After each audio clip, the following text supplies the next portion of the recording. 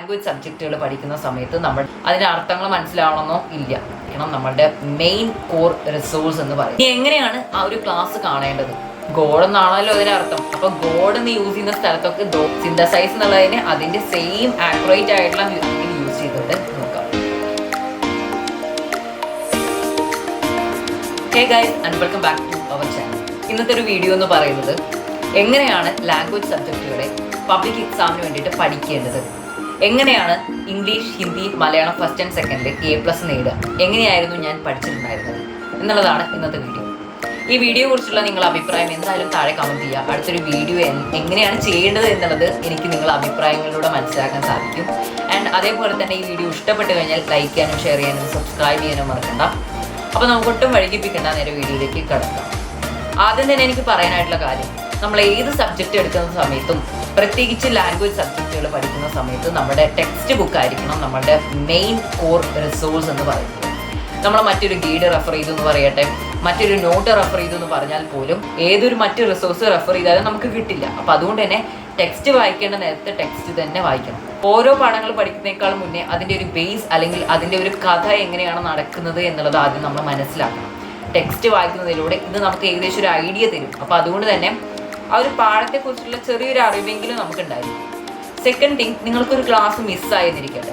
ആ ഒരു ക്ലാസ് മിസ്സായെങ്കിൽ നിങ്ങൾ ഉറപ്പായിട്ടും മറ്റൊരു ക്ലാസ് റെഫർ ചെയ്തിട്ടുണ്ടായിരിക്കണം. സ്കൂളിൽ നിങ്ങൾക്ക് പോകാനായിട്ട് പറ്റിയില്ല എന്നുണ്ടെങ്കിൽ യൂട്യൂബിൽ നിരവധി ക്ലാസ്സസ് അവൈലബിൾ ആണ്. അതിലുള്ള ഏതെങ്കിലും ഒരു ക്ലാസ് നിങ്ങൾക്ക് റെഫർ ചെയ്യാവുന്നതാണ്. ഇനി എങ്ങനെയാണ് ക്ലാസ്സിൽ അറ്റൻറ്റീവായിട്ട് ഇരിക്കുക? നമ്മളൊരു ക്ലാസ് വെറുതെ കണ്ടിട്ട് കാര്യമില്ല, അതെങ്ങനെയാണ് കാണുന്നത്, എത്രത്തോളം നമ്മൾ യൂട്ടിലൈസ് ചെയ്യുന്നുണ്ട് എന്നുള്ളതിലാണ് കാര്യം. അപ്പോൾ അതുകൊണ്ട് തന്നെ നമ്മൾ ആദ്യം ചെയ്യേണ്ട കാര്യം, ഒരു പീസ് ഓഫ് പേപ്പർ എടുക്കുക അല്ലെങ്കിൽ ഒരു ബുക്ക് എടുക്കുക. നിങ്ങൾ ഓൺ നോട്ട്സ് പ്രിപ്പയർ ചെയ്യുന്ന ആളാണെങ്കിൽ ഒരു ഇംഗ്ലീഷ് നോട്ടൊക്കെ ഉണ്ടായിരിക്കുമല്ലോ, അതെടുക്കുക. ക്ലാസ് കേൾക്കുന്നതിൻ്റെ കൂടെ തന്നെ അതിൽ പറയുന്ന എല്ലാ പോയിന്റ്സും നോട്ടിൽ നോട്ട് ചെയ്യാം. ഒരു പക്ഷേ ആ ക്ലാസ്സിൽ പറയുന്ന മിക്ക പോയിന്റ്സും അവർ സ്ലൈഡ്സ് ആയിട്ടോ സ്ക്രീനിലൊക്കെ കാണിക്കുന്നുണ്ടായിരിക്കും. അപ്പോൾ ആ നോട്ട് തന്നെ നിങ്ങൾക്കൊരു വേണമെങ്കിൽ എഴുതിയെടുക്കാം. ഞാൻ പറയുകയാണെങ്കിൽ നിങ്ങൾക്ക് നിങ്ങളുടേതായിട്ടുള്ള ഒരു ഓൺ ലാംഗ്വേജ് നോട്ട് ഉണ്ടായിരിക്കും. എന്ന് വെച്ച് കഴിഞ്ഞാൽ നമ്മൾ നമ്മുടെ രീതിയിൽ നമുക്ക് സിമ്പിളായിട്ട് എപ്പോൾ എടുത്ത് വായിക്കുന്ന സമയത്തും മനസ്സിലാക്കാൻ പറ്റുന്ന രീതിയിൽ ഇംഗ്ലീഷിൽ തന്നെ നമ്മളൊരു നോട്ട് ക്രിയേറ്റ് ചെയ്തിട്ടുണ്ടായിരിക്കും. ഓക്കെ, ഇത് എപ്പോഴൊക്കെയാണ് സഹായിക്കുന്നത് വെച്ച് കഴിഞ്ഞാൽ, നമ്മൾക്കിപ്പോൾ ഓരോ പാഠം എടുക്കുന്ന സമയത്ത് അതിലെ എല്ലാ വേർഡ്സും നമുക്ക് അറിയണം എന്നില്ല. അപ്പോൾ അതിലത്തെ പല വേർഡ്സും നമുക്ക് സിമ്പിളായിട്ട് മനസ്സിലാക്കാൻ വേണ്ടിയിട്ട് ഈ ഒരു നോട്ട് നമ്മളെ സഹായിക്കും. അപ്പോൾ ഞാനൊരു എക്സാമ്പിളായിട്ട് പറയുകയാണ്. ഒരു ഓർഡിനറി ഫോമാണ് നമ്മൾ പഠിക്കുന്നത് എന്നുണ്ടെങ്കിൽ അതിൽ പല അന്നത്തെ കാലത്ത് നിലനിന്നിട്ടുണ്ടായിരുന്ന പല ഇംഗ്ലീഷ് വേർഡ്സ് യൂസ് ചെയ്യുന്നുണ്ടായിരിക്കും. അപ്പോൾ അതെല്ലാം നമുക്ക് മനസ്സിൽ നിൽക്കണമെന്നോ അതിൻ്റെ അർത്ഥങ്ങൾ മനസ്സിലാവണമെന്നോ ഇല്ല. അപ്പോൾ അതുകൊണ്ട് തന്നെ നമ്മൾ ചെയ്യേണ്ട കാര്യം, ഇംഗ്ലീഷ് നോട്ടിൽ നമ്മൾ എഴുതുന്ന നോട്ടിൽ ആ ഒരു ദോ എന്ന് പറയുന്ന വാക്കിൻ്റെ മീനിങ് എഴുതി വെക്കുക. ദോ എന്ന് പറഞ്ഞാൽ ബേസിക്കലി ഗോഡ് എന്നാണ് അർത്ഥം. അപ്പോൾ ഗോഡ് എന്ന് എഴുതി വെക്കുക. നമുക്ക് ഇതിൻ്റെ അർത്ഥം അറിയാം. അപ്പോൾ അതുകൊണ്ട് തന്നെ നമ്മുടെ എസ്സേ എഴുതുന്ന സമയത്ത്, പോമിൻ്റെ അപ്രീസിയേഷൻ എഴുതുന്ന സമയത്തൊക്കെ ഗോഡ് എന്നാണല്ലോ അതിൻ്റെ അർത്ഥം. അപ്പോൾ ഗോഡ് എന്ന് യൂസ് ചെയ്യുന്ന സ്ഥലത്തൊക്കെ ദോ എന്ന് യൂസ് ചെയ്തിട്ട് റെപ്രസെൻറ്റ് ചെയ്യാം. ഇത് നമ്മളുടെ ആ ഒരു പേപ്പറിൻ്റെ ഇംപ്രഷൻ കൂട്ടുന്നു. അപ്പോൾ അതുകൊണ്ട് തന്നെ നമുക്ക് അറിയാത്ത വേർഡ്സിൻ്റെ മീനിങ് ഷുവറായിട്ടും നമ്മുടെ നോട്ടിൽ എഴുതി വെച്ചിട്ടുണ്ടായിരിക്കണം. ഓക്കെ, അല്ലെങ്കിൽ ടെക്സ്റ്റിൻ്റെ സൈഡിലായാലും മതി. ക്ലാസ്സിൽ നിങ്ങൾക്ക് നല്ലൊരു നോട്ട് തരുന്നുണ്ടായിരിക്കും. ആ നോട്ട് അതേപോലെ കോപ്പി ചെയ്യാം. ഇനി ആ കോപ്പി ചെയ്യുന്ന സമയത്ത് ഉറപ്പായിട്ടും ആ നോട്ടിൽ നിങ്ങൾക്ക് അറിയാത്ത വേർഡ്സ് ഉണ്ടായിരിക്കുമല്ലോ. ചിലപ്പോൾ ഈ നല്ല കടുകട്ടിയായിട്ടുള്ള വേർഡ്സ് ആയിരിക്കും. അത് നിങ്ങൾ എക്സാമിൽ എഴുതുന്ന സമയത്ത് ഓർമ്മ വരണമെന്നില്ല. അങ്ങനെ തോന്നുന്ന വേർഡ്സ് നിങ്ങൾ ഉറപ്പായിട്ടും സിംപ്ലിഫൈ ചെയ്തിട്ടായിരിക്കണം നിങ്ങളുടെ നോട്ടിൽ എഴുതേണ്ടത്. ഒരു എക്സാമ്പിളായിട്ട് പറയുകയാണെങ്കിൽ ബയോളജിയിലെ ഒരു ടേമാണ് സിന്തസൈസ്.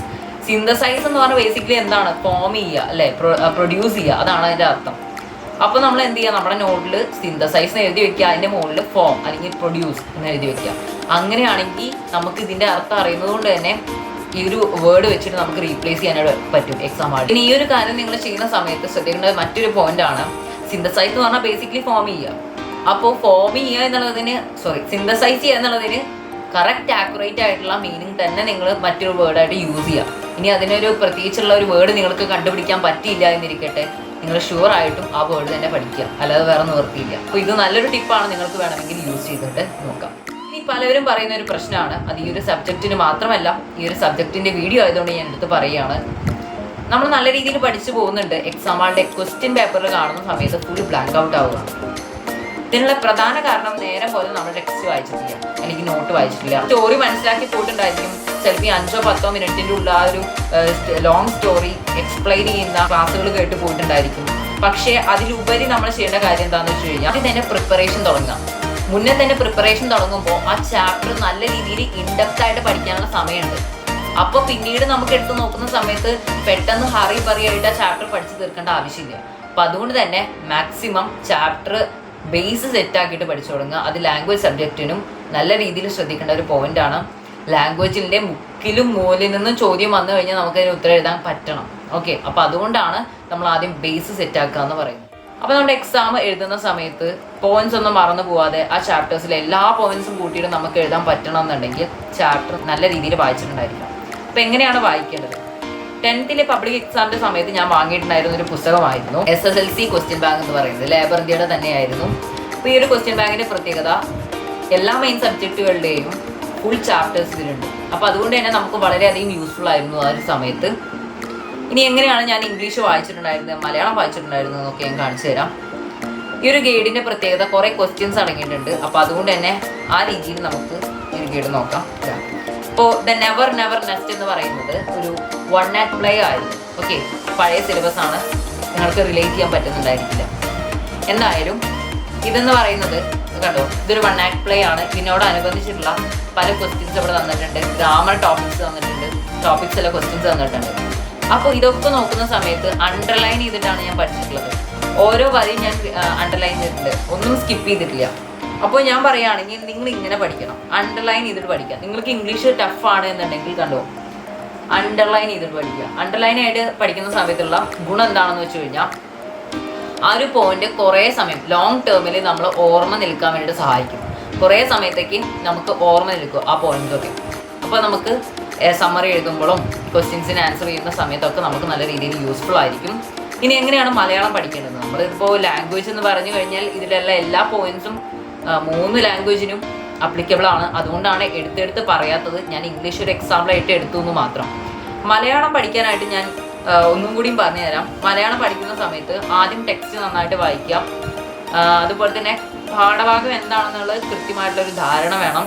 ടെക്സ്റ്റ് 2-3 വട്ടം വായിക്കാം. മലയാളം ടഫായിട്ടുള്ളവർ എന്തായാലും ടെക്സ്റ്റ് വായിച്ചിട്ടുണ്ടായിരിക്കണം. നിങ്ങൾക്ക് പറ്റുന്ന അത്രയും വായിക്കാം. ഓക്കെ, അത് കഴിഞ്ഞ് കഴിഞ്ഞാൽ നിങ്ങൾക്ക് ഇങ്ങനെയുള്ള ക്വസ്റ്റ്യൻ ബാങ്ക്സ് റെഫർ ചെയ്യാവുന്നതാണ്. ആദ്യം ചെയ്യേണ്ട കാര്യം നിങ്ങൾ സ്കൂളിൽ തന്നിട്ടുള്ള നോട്ട് റെഫർ ചെയ്യുക എന്നുള്ളതാണ്. എസ്പെഷ്യലി ഹിന്ദി, മലയാളം ഈ 2 നോട്ടുകളിലും എന്തായാലും നിങ്ങളുടെ സ്കൂളിൽ നിന്ന് ടെക്സ്റ്റിലുള്ള ക്വസ്റ്റ്യൻ ആൻസേഴ്സിനുള്ള ഉത്തരം തന്നിട്ടുണ്ടായിരിക്കും. അപ്പോൾ ഈ ഒരു ക്വസ്റ്റ്യൻ ആൻസേഴ്സ് ഷുവറായിട്ടും പഠിച്ചു പോയിട്ടുണ്ടായിരിക്കണം, മലയാളത്തിനാണെങ്കിലും ഹിന്ദിക്കാണെങ്കിലും. ഓക്കെ, അപ്പോൾ ഇതെന്തായാലും ക്വസ്റ്റ്യൻ ആൻസേഴ്സ് നിങ്ങൾ പഠിക്കുക. ഹിന്ദിയുടെ കാര്യമൊക്കെ എടുത്ത് നോക്കുന്ന സമയത്ത് നമ്മുടെ ടെക്സ്റ്റിലെ അതേ ക്വസ്റ്റ്യൻസ് അതേപോലെ തന്നെ നമ്മുടെ ക്വസ്റ്റ്യൻ പേപ്പറിൽ വരാറായിട്ടുണ്ട്. മലയാളം നിങ്ങളൊരു പാഠം പഠിച്ചു എന്നിരിക്കട്ടെ, പഠിച്ചു കഴിഞ്ഞാൽ ആദ്യം ചെയ്യേണ്ട കാര്യം നിങ്ങൾക്ക് കിട്ടാവുന്ന അത്രയും ക്വസ്റ്റ്യൻ ആൻഡ് ആൻസേഴ്സ് കളക്ട് ചെയ്തതിന് ശേഷം നല്ല രീതിയിൽ ഇരുന്ന് വായിക്കുക. അതാണ് ലാംഗ്വേജ് സബ്ജക്റ്റ്. മലയാളം മാത്രമല്ല, ഞാൻ എടുത്ത് പറയുകയാണ്, ആൻസേഴ്സ് നിങ്ങൾ വായിച്ച് പഠിച്ചിട്ടുണ്ടായിരിക്കണം. ആൻഡ് എങ്ങനെയാണ് മലയാളം പഠിക്കുന്നത് ഞാൻ കാണിച്ചിട്ടതാ കണ്ടോ. ഇത് എൻ്റെ മെത്തേഡാണ്. ഞാൻ നിങ്ങൾ ആരെയും ഇത് ചെയ്യാൻ വേണ്ടിയിട്ട് ഫോഴ്സ് ചെയ്യില്ല. നിങ്ങൾക്ക് നിങ്ങളുടേതായിട്ടുള്ള മെത്തേഡ്സ് ഉണ്ടായിരിക്കും. നിങ്ങൾക്ക് പറ്റുന്നില്ല, ഒരു മെത്തേഡും ട്രൈ ചെയ്തിട്ട് വർക്ക് ആവുന്നില്ല എന്നുണ്ടെങ്കിൽ നിങ്ങൾക്ക് ഈ ഒരു മെത്തേഡ് ഫോളോ ചെയ്ത് നോക്കാം. ഉറപ്പായിട്ടും റിസൾട്ട് ഉണ്ടാകും, നല്ല രീതിയിൽ ഇഫക്റ്റീവായിട്ട് ചെയ്യുകയാണെങ്കിൽ. കാരണം ഞാൻ എൻ്റെ എക്സ്പീരിയൻസിൽ നിന്നാണ് ഞാൻ ഷെയർ ചെയ്യുന്നത്. ഇതിലുള്ള ഓരോ വരികളും നേരത്തെ ചെയ്ത പോലെ തന്നെ ഒരു വരി വായിക്കുക ആൻഡ് അതിനുശേഷം ആ ഒരു വരിയുടെ അർത്ഥം പറഞ്ഞു നോക്കുക. ഏതൊരു കാര്യത്തിനും ഒരു പ്രോസും കോണും ഉണ്ടാവുമല്ലോ. അപ്പോൾ ഈ ഒരു മെത്തേഡിനും ഉണ്ട് ഒരു ചീത്ത വശം, അങ്ങനെ പറയാൻ പറ്റില്ല. എന്നാൽ പോലും എന്താണെന്ന് വെച്ച് കഴിഞ്ഞാൽ നമ്മൾ ചില ക്വസ്റ്റ്യൻസ് പഠിക്കാൻ തന്നെ ഒരു ക്വസ്റ്റ്യനെ പഠിക്കാൻ വേണ്ടിയിട്ട് കുറേ സമയം എടുക്കും, 10-20 മിനിറ്റ് എടുക്കും. പക്ഷേ അതിൻ്റെ പ്രത്യേകത എന്താണെന്ന് വെച്ച് കഴിഞ്ഞാൽ it will be very effective. അത് വളരെ ഇഫക്റ്റീവായിരിക്കും. നമ്മൾ പഠിക്കുന്നത് കുറച്ച് ക്വസ്റ്റ്യൻസ് ആണെങ്കിൽ പോലും പഠിക്കുന്ന കാര്യങ്ങൾ നല്ല രീതിയിൽ ഓർമ്മ നിൽക്കുന്നുണ്ടായിരിക്കും. അതാണ് ഈ ഒരു മെത്തേഡിൻ്റെ പ്രത്യേകത. അപ്പോൾ അതുകൊണ്ട് തന്നെ അതാണ് ഈ ഒരു മെത്തേഡിൻ്റെ പ്രത്യേകത. ഒന്നുകൂടി ഞാൻ പറയാം, മലയാളം വായിക്കുന്ന സമയത്ത് ഓരോ ക്വസ്റ്റ്യൻസും ലൈൻ ബൈ ലൈനായിട്ട് വായിക്കാം. അതിൻ്റെ മലയാളം മീനിങ് പറഞ്ഞു നോക്കുക. സ്വന്തമായിട്ട് അതിലൂടെ എന്താണ് ഉദ്ദേശിച്ചിട്ടുള്ളത് എന്നുള്ളത് നിങ്ങൾ സ്വന്തമായിട്ട് അവസാനം ഒന്ന് റിവൈസ് ചെയ്യുന്ന പോലെ പറഞ്ഞു നോക്കുക. ഓക്കെ, കാണാതെ പറഞ്ഞു നോക്കുക. ഇതൊക്കെയാണ് ഇതിൽ നമ്മൾ ചെയ്യേണ്ട കാര്യം. നമുക്കൊരു ക്വസ്റ്റ്യൻ വന്നെന്ന് വിചാരിച്ചിട്ട് നമ്മൾ വേറെ ക്വസ്റ്റ്യൻ്റെ ഉത്തരമാണ് പഠിച്ചത് എന്നുണ്ടെങ്കിൽ പോലും ഈ ഒരു ക്വസ്റ്റ്യനുമായിട്ട് ചെറിയൊരു ബന്ധമെങ്കിലും മറ്റു ക്വസ്റ്റ്യൻസിന് ഉണ്ടായിരിക്കും. അപ്പോൾ നമുക്ക് അത് കണക്ട് ചെയ്തിട്ട് എഴുതാനായിട്ട് പറ്റും. അപ്പോൾ ആ ഒരു പോയിന്റ് നിങ്ങൾ നോട്ട് ചെയ്യണം. അപ്പോൾ ഒരു ചാപ്റ്ററിൽ നിന്ന് നിങ്ങൾക്ക് പറ്റാവുന്ന അത്രയും ക്വസ്റ്റ്യൻസ് നിങ്ങൾ മാക്സിമം വായിക്കാം. പല ക്വസ്റ്റ്യൻസും ഇന്റർ കണക്റ്റഡ് ആയിരിക്കും. അപ്പോൾ അതുകൊണ്ട് തന്നെ നമുക്ക് സിമ്പിളായിട്ട് അതിന് ഉത്തരം എഴുതാനും പറ്റും. അതുപോലെ തന്നെ നമ്മുടെ ചാപ്റ്റർ പഠിക്കുന്നതിൻ്റെ കൂടെ തന്നെ നമ്മൾ അറിഞ്ഞിരിക്കേണ്ട മറ്റൊരു കാര്യമാണ് ചാപ്റ്റർ ഏത് രീതിയിലുള്ള ചാപ്റ്ററാണ്, ഏത് തരം ഡിസ്കോഴ്സ് ആണ് ഒരു ചാപ്റ്റർ. സ്പീച്ച് ആയിക്കോട്ടെ, പോം ആയിക്കോട്ടെ, അതുപോലെ തന്നെ ഷോർട്ട് സ്റ്റോറീസ് ആയിക്കോട്ടെ, വൺ ആറ്റ് പ്ലേ ആയിക്കോട്ടെ, ഏതാണെങ്കിലും നമ്മളത് പഠിച്ച് പോയിട്ടുണ്ടായിരിക്കണം. ആൻഡ് അതേപോലെ തന്നെ ഓതേഴ്സിൻ്റെ പേരും ഒരിക്കലും പഠിക്കാതെ പോകരുത്. അപ്പോൾ ഇതൊക്കെയാണ് ഇന്നത്തെ വീഡിയോ എന്ന് പറയുന്നത്. നിങ്ങൾക്ക് ഈ വീഡിയോ ഉപകാരപ്പെട്ടു എന്നുണ്ടെങ്കിൽ താഴെ എന്തായാലും നിങ്ങളുടെ അഭിപ്രായം കമൻറ്റ് ചെയ്യാം. അപ്പോൾ അടുത്തൊരു വീഡിയോയിൽ കാണുന്നവരിക്കും. അടുത്ത